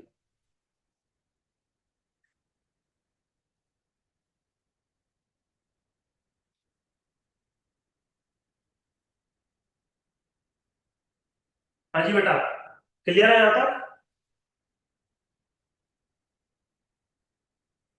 मेरे बच्चों क्लियर है यहाँ तक? है प्रज्ञा, क्लियर है बेटा? जी सर। चलिए इसका इम्प्लीकेशन देखिए। हो सकता है आप अगर अच्छे बच्चे होंगे मैथमेटिक्स के तो शायद समझेंगे। क्या कह रहा है? Let S be a bounded and infinite set, ठीक है। And A is supremum of S, B is infimum of S. Obviously बात है, अगर आपका सेट बाउंडेड है तो उसका सुप्रीमम भी एग्जिस्ट करेगा एंड उसका इनफीमम भी एग्जिस्ट करेगा। डन। सुप्रीमम और इनफीमम सेट में हो ऐसा जरूरी नहीं है। तो क्लेम क्या है? क्लेम है ये, if a which is a supremum of S not belongs to S and B which is infimum of S not belongs to S, then A and B are limit point S. हो सकता है आपको theorem समझ में ना आए, but जिन बच्चों के थ्योरम समझ में आ जाएगी वो थोड़ा मैथमेटिक्स को थोड़ा क्लोज देखेंगे, समझ गए? तो बहुत सारी चीजें बेटा ऐसी होती हैं जो पढ़ने में अजीब सी लगती है, यार पता नहीं क्या कह रहे हो, लेकिन उनका वैल्यू अपने सब्जेक्ट में बहुत गजब का होता है। तो बोल्जानो और वेस्ट्रास ने जो थ्योरम दी थी उसका बहुत बड़ा इंप्लीकेशन हमने आपके सामने लिखा है। क्या कह रहा है कि अगर मेरे पास एक बाउंडेड सेट है और इनफाइनाइट है तो ऑब्वियसली उसके इन्फीमम और सुप्रीमम जरूर एग्जिस्ट करेंगे। अगर वो इन्फीमम और सुप्रीमम सेट के अंदर है तो फिर तो मैं आपसे कुछ नहीं कह रहा, बट अगर वो इन्फीमम और सुप्रीमम सेट के अंदर नहीं है तो वो कंफर्म लिमिट पॉइंट होंगे। That's it। बोलिए बेटा, समझ में आया कि नहीं आया? Yes sir. बाबू समझ में आ गया? चलिए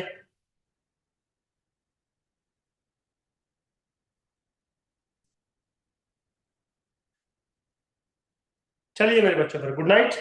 कल हम सीक्वेंस और सीरीज स्टार्ट करेंगे आपके लिए, फिर देखते हैं क्या पोजीशन। ठीक है, असाइनमेंट आप लोग बना ही रहे होंगे धीरे धीरे, जो भी जैसे भी बना रहे होंगे। सब ठीक चल रहा है ना बाकी? अच्छा, एग्जाम की कोई डेट आई इसकी? No sir.